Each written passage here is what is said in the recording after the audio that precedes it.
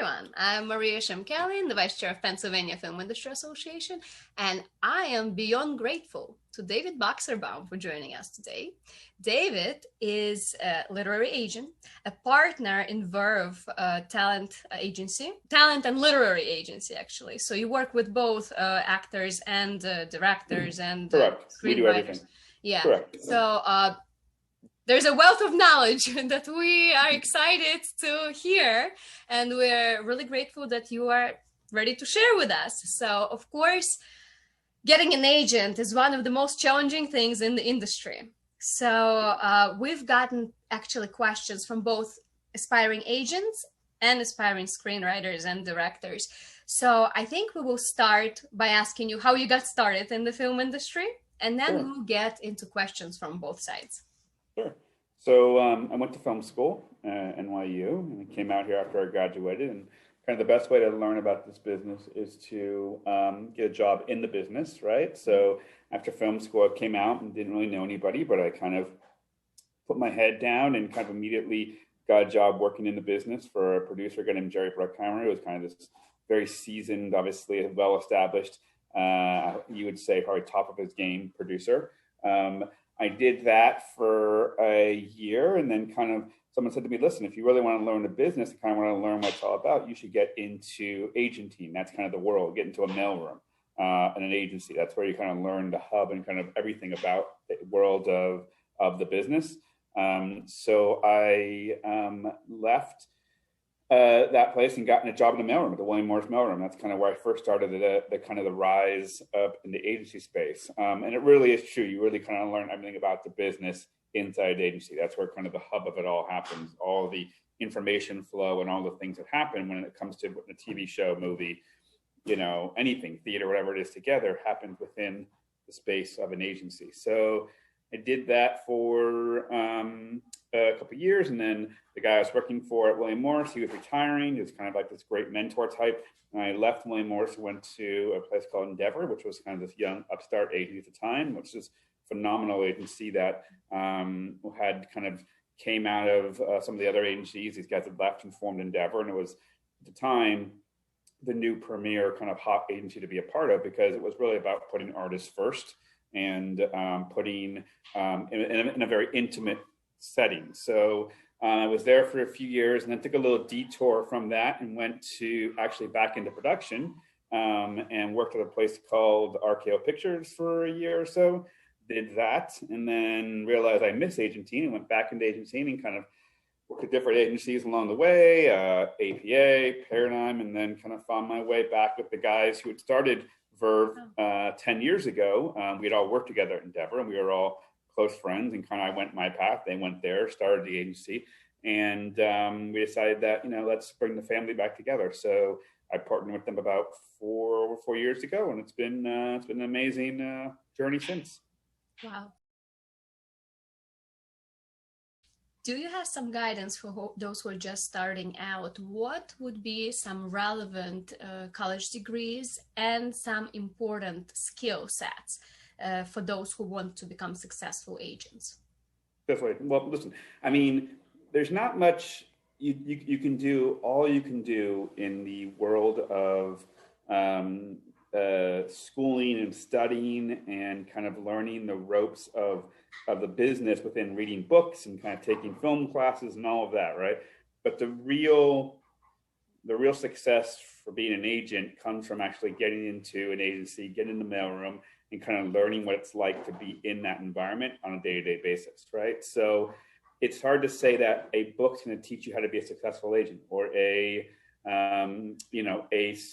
certain diploma is going to make you a better agent than the person who doesn't have that diploma. It's not the case. It really comes down to the personality, the kind of understanding of the machinations that go into an agency, and how you kind of grasp that and understand it, and your taste, your ability to understand good material, to recognize good material, an artist, and all of those things go into, I think, and those are the few things, the recipe to make actually a successful agent. And then one can argue, what is success, right? So what do you deem successful, right? Is it becoming an agent, or is it just actually, getting into an agency and like, build or having a certain kind of list. Success can be obviously measured in different ways. So your question is, what makes a successful agent? It's really about, I think, your own kind of path that you take if you want to be an agent. And very few quite understand what it is or what it entails until you actually get, again, into the world of agency and figure out what it is that we do on a daily basis, because it's unlike anything else in the business.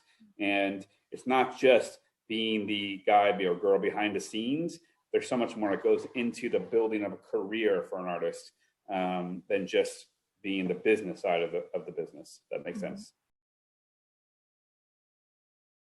What are the responsibilities of the agent that go beyond the introductions, beyond just opening the doors for the talent? Sure. I mean, there's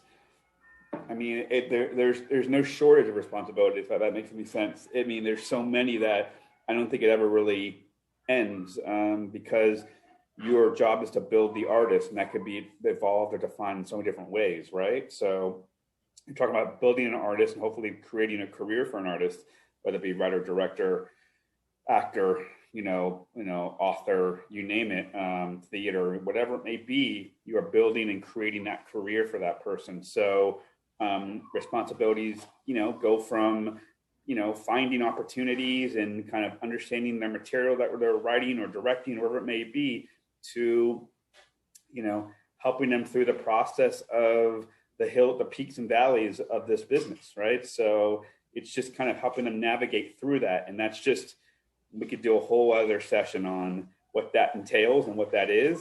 But I can tell you the responsibilities are endless. And that's what we love about this job, because it's never dull and it's different every day, because the responsibilities are always changing. They're growing because you really are helping to craft somebody's career on an everyday basis. Wow. What is the difference between agents and managers? And should one have both or either? And differences in responsibilities? Sure. I mean, it's always a matter of preference. Clearly, a number of us have answered this question multiple times over the years. There's really, at this point, I can only give you my point of view. There's really no difference when it comes to what we do and I do. Some would say managers are usually more hands-on. They're more in there with you when it comes to drafts of a script, or helping you put together presentations for directing reels and all those, or directing presentations, or for opportunities. So they're really kind of more hands-on day to day, whereas agents are more hunters and gatherers. We're out there trying to find opportunities and jobs, and we're doing the deals. We're the ones that are negotiating, all that kind of stuff.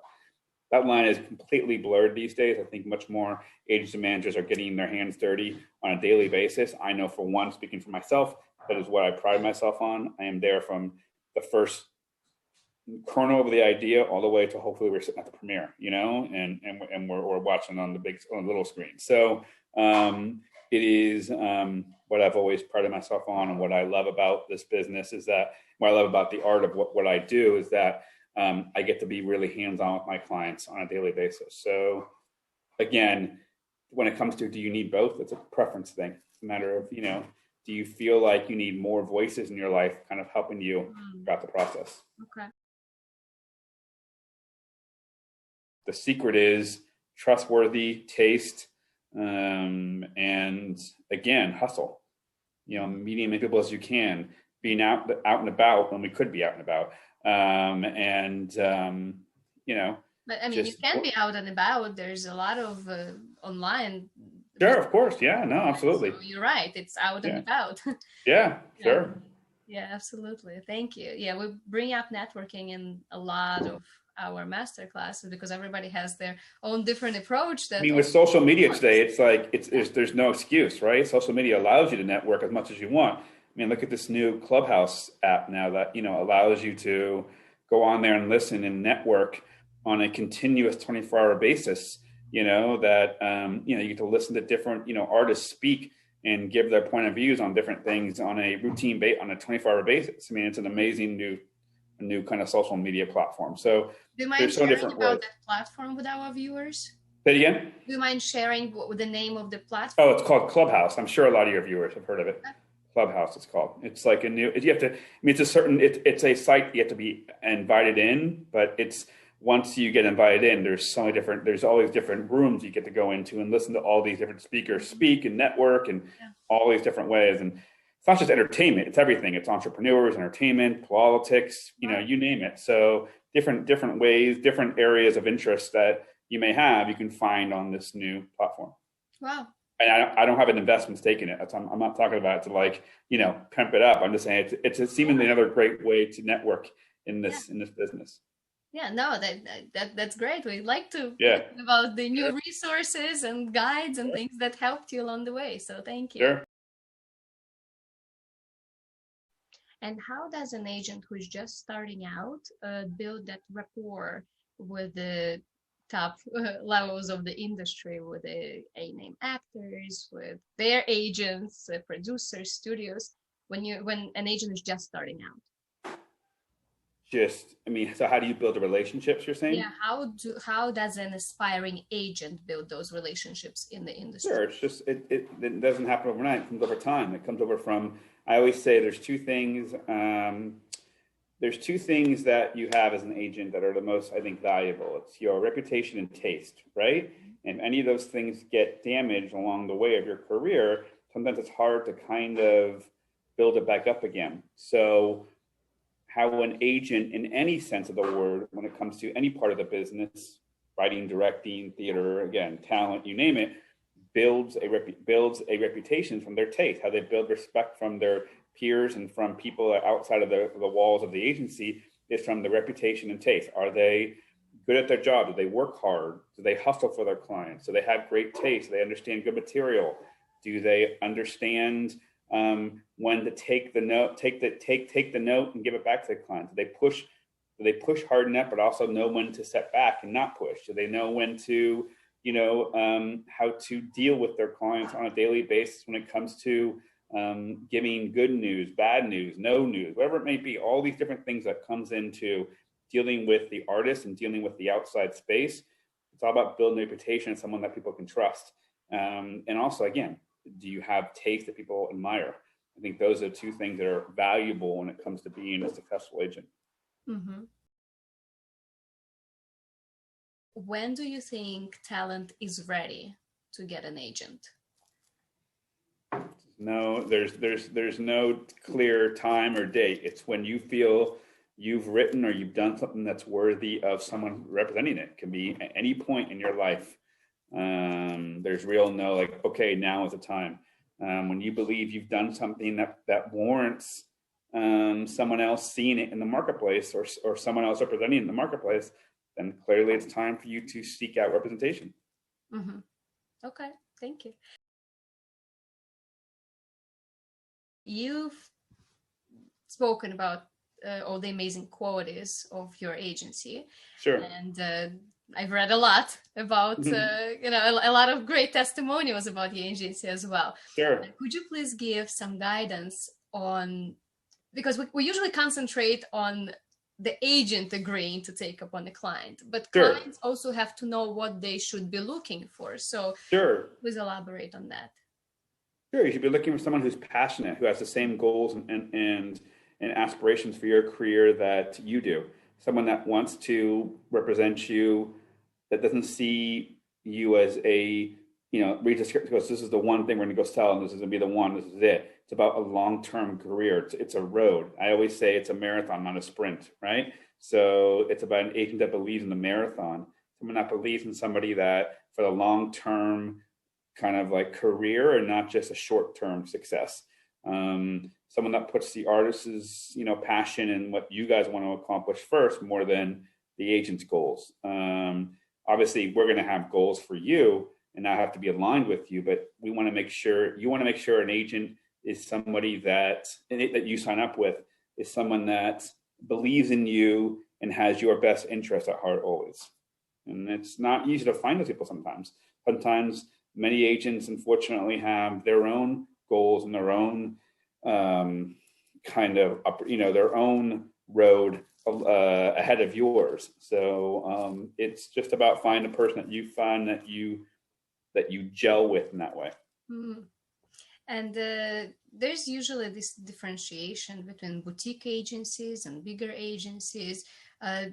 Is there any guidance in that sense? Where should aspiring writers submit? Doesn't matter. No. It's about somebody that you're passionate about your material. Mm-hmm. You know, doesn't matter. It can be. I mean, there's no such thing as. I don't think it's really anything as a big, small. You know, big, small, medium, whatever it may be. It's about people who are passionate about you. You know, sure, there are certain people that have certain agencies that have. There's a size element to it because of the amount of employees that work at the place. Mm-hmm. But that doesn't make you better. It just makes it you have more employees.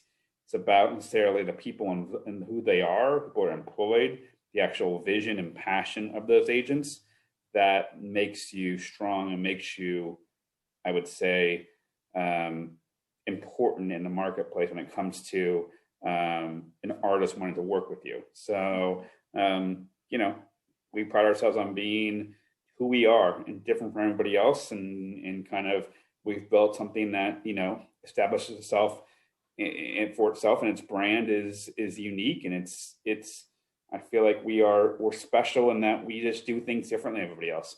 When everybody else turns left, we go right, you know? So, and we feel like, you know, the wind's at our sails right now, and what we've kind of figured out and accomplished in our success. And we say that humbly with no ego involved. Mm-hmm. Yeah, no, it's evident, you know, your accomplishment. So appreciate it. Yeah. Now, when picking a specific agent with actors, they usually say try to see that they don't have someone your type, because it's going to be with the same people, you're going to the same auditions. But what about writers, directors? Should they go to someone who specializes in their type, genre, style, or it's also they should go for someone? Again, you want to be with somebody who's just passionate about your material. You hope that an agent that you works with you understands the voice, not necessarily just focuses on one genre, understands how to sell material across all genres, and understands great writing across all different areas of categories. So it's not just about, this person's good at horror, this person's good at romantic comedy, this person's dealing with that person. You want to be somebody who understands great material and great writing on the page, or as a director, who understands great, you know, artists and directors and visionaries and all of that. So it's really not about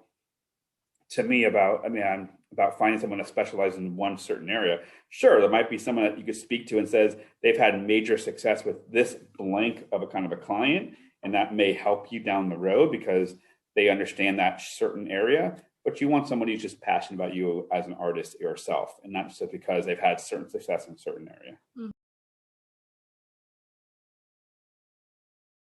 And what is the proper way to submit to an agency? Do's and don'ts. Yeah, I mean, listen. There's no. I mean, I don't have the golden answer for that, because there's no proper way to do any of that stuff. It's really just about tenacity and about passion. About, you know, I always say, great material finds its way, and if the talent is there and the voice is there, it'll find its way to the. And by the way, I say that with a understanding that it is not easy. It is one of the most toughest endeavors there is to find a way to at least to an agent that's credible, right? That actually can help you in this business. And there's only a real handful of us that kind of have the access and the how would you say, the inroads into the success to get you to find success and build that career. But there's no easy way, and it's unfortunate that it is the case. But when it comes down to it, it's just about great material finds its way, and the cream always rises to the top. And so I believe that, and I've always kind of had that theory in my career, and it's always been something I stood by, and it's always been the case. So I still believe that. Okay. Are there any secrets to what stands out? Something that would just, you know, not necessarily material-wise, just presentation-wise. Is there something that really shines? Yeah, when it's really good. Yeah, I mean, listen, again, what shines to me, what's special to me may not be special to you, right? Yeah. What shines to me, what I love, what speaks to me, the voice that speaks to me off the page may not be special to the person next to me. So it's just, again, the answer always is, you know, it's something that just speaks to you, and the voice is there. So It can be someone that is seasoned and successful. It can be someone that's brand new. It's just when you know, and that's, and it doesn't matter gender or, ethnicity, whatever, you just know when you know. And it's always been the way I've led my career. It's about the voice, and everything else is kind of second to that. So is it worth it to write to agents who say we don't accept unsolicited material? It's worth it.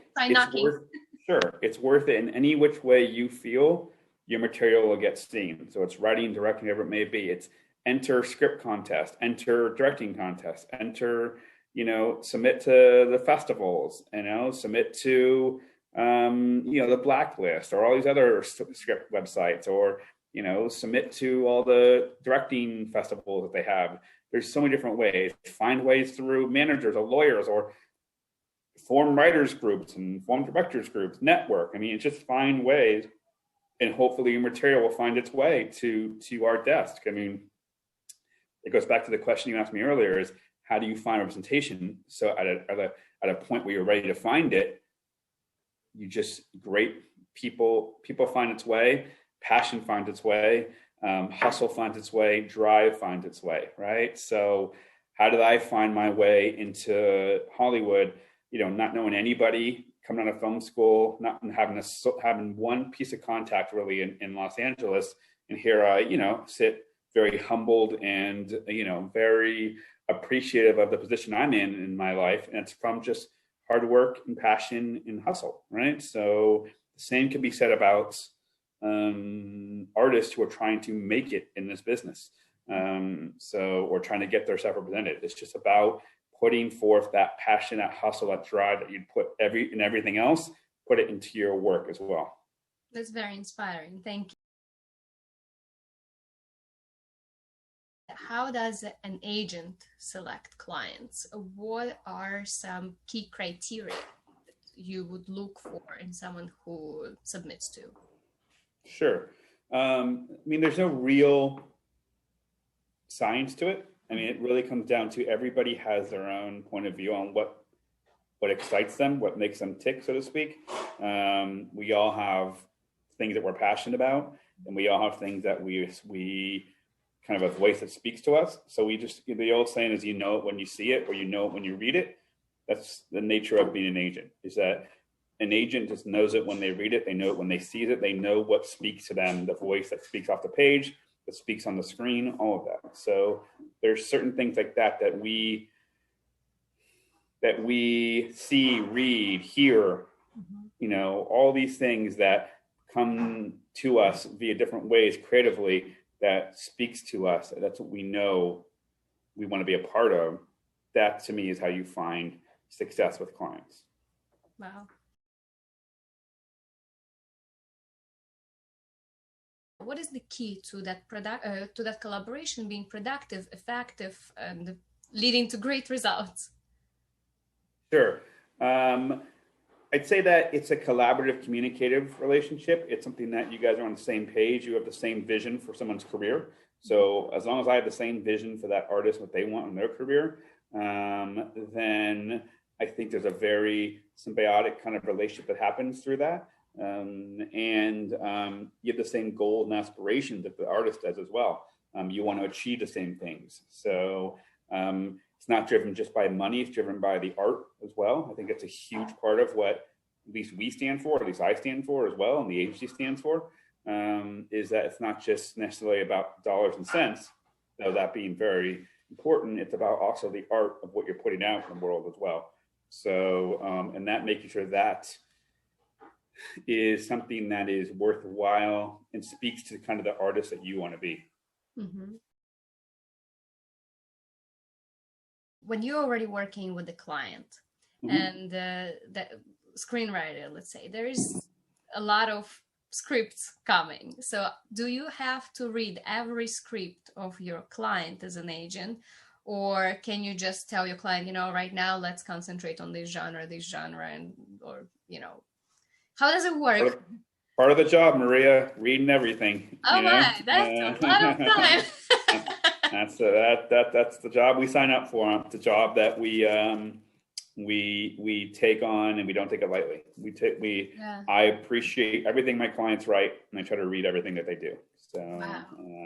if you take a time to put effort and passion in your voice into something, it's not asking a lot for your agent to also put that time and energy into reading the material as well. Wow. That's the way I look at it. Yeah, no, I mean, I can see why agents are so selective about who they want to work with and how many clients they can take at a time. Now that that you're breaking down like that. That's By the way, not every agent's like that. I'm sure. No, that's my the best for this masterclass. Just our agency is like that. We pride ourselves at our agency on being, again, artists first, and we pride ourselves on reading everything and being students of the written word, so to speak. Mm-hmm. According to your experience, especially lately, are there any themes, genre, something that's really selling better than the other at this point? I mean, we're in a world right now that's been dealt with something that we've never seen in our lifetimes, right? A pandemic. So we're all in this new world, right? Currently, and we hope that the arts will be an escape that gives us the opportunity to escape from what we're seeing on the outside world. And as thankfully we start to slowly come out of this, from the day that this pandemic obviously really was started to the time we are talking now, I think, I would say if we're talking about what's really a very sought after genre world right now is anything that escapes you away from this. So escapism, something that feels the feel good mentality, right? The Amblin kind of movie, the one that kind of makes you feel like you for 2 hours you get to escape from this process, from this world that we're in. Yeah. What are some elements of a good, successful, presentable pitch deck? Sure. Something that tells the story, the vision of the story, your point of view, the world, the themes, the kind of the vision, the color schematics that you want, all of those things. I mean, everything is different. Anything that kind of tells your vision of what you're looking for and kind of what the POV of the opportunity of the movie or the project that you want to make, the story you want to tell, that's, to me, is a successful pitch deck, is what you're asking me. Mm-hmm. Is there a formula though in terms of the presentation? Not really. Everything is different. Everybody has a different take on how they should look or how they should be. Sure. I mean, you want to get certain things to point across. Like I said, you want to get your point of view. You want to get your thematics across. You want to understand who the characters are. You want to understand, what the colors will look like. Some of the scenes, what the shots will look like. You want to make sure that people understand the world of it. Those are the certain things that are needed. But when it comes to the actual way it's put together and everything can be, there's no real formula more than just make it so your story that you want to tell is presented in a way that makes it feel like the other person on the other side understands it completely. Okay, that's good. Gives a little freedom in that sense. What about the pitch meeting? Now, that's a little scary at times, I think, especially for those who are just starting out in the industry. Now, what's the key to that going well, besides amazing material? Sure. I mean, again, it's sort of a generic question, because what does a pitch meeting can mean something different to everybody, right? What does a pitch mean for getting a job as a director? What does a pitch mean trying to sell a pitch as a writer? In general, let's give you the general terms, because that's kind of what you're asking for. General terms, the art of going into a room and winning a job is all about personality and presentation, right? So half the job is being the artist. The other half is also being able to present your voice as an artist, right? So whether it be on the page, verbally to somebody, or, whether it be half of it is on the page, half of it is on the screen, the other half is absolutely doing it in a way that's presenting in the room, or now these days on a Zoom, or presenting, as a pitch you're trying to sell or a story you want to tell. So it's all about having a personality that I think people can feel is someone that they want to work with on a daily basis, someone they feel they can communicate with, they can be partners with, and kind of be able to sit in a room on a 6, 7 hour, 8 hour day, whatever, giving notes, and feel like there's a common understanding of both trying to accomplish the same thing, which is trying to make the best piece of art possible. So it's important to feel like that when you go into these rooms and you're trying to win a job, or you're trying to tell a story, or pitch for a movie, whatever it may be. Actually, that is what I want to do. Is you are telling a story. You are telling the story that you want to tell, and having a personality, having that presentation that speaks to that and who you are. What would be 3 key pieces of advice or mistakes to avoid, or lessons learned that you can share with those at the beginning of the path? And it could be with screenwriters, directors, or agents starting that path. Sure. Read about as much as you can about the business, right? Learn about as much as you can, get educated, read books, do your homework, learn, feed yourself with the knowledge of the business. I'd say a mistake would be giving up, taking no and taking your ball and going home when you hear no, So many people do that, and once you do that, there's someone waiting to take your spot. So not letting no get you down. I would say feeling that you've written one great script and you're ready to go. I always say great writers write, continue to write. So if you're a writer, you continue to hone your craft. This is what you love and you're passionate about, and continue to write and continue to work on what you're passionate about.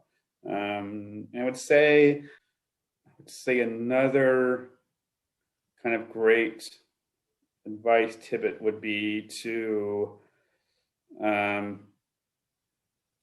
chase your passion. Like, don't write because someone tells you this is a great genre or a great world you should write in. Don't try to chase trends.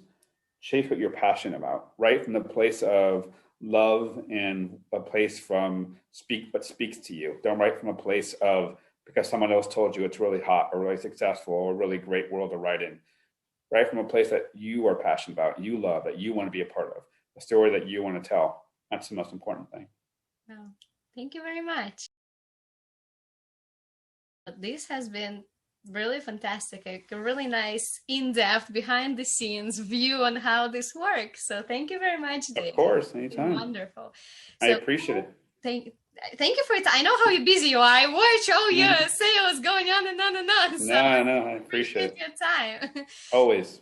Yeah. So who would you like to nominate to be the next speaker, presenter, someone who is ready to send the elevator back down as well and share words of guidance? It could be an actor, a filmmaker, an agent, anyone you think is amazing role model.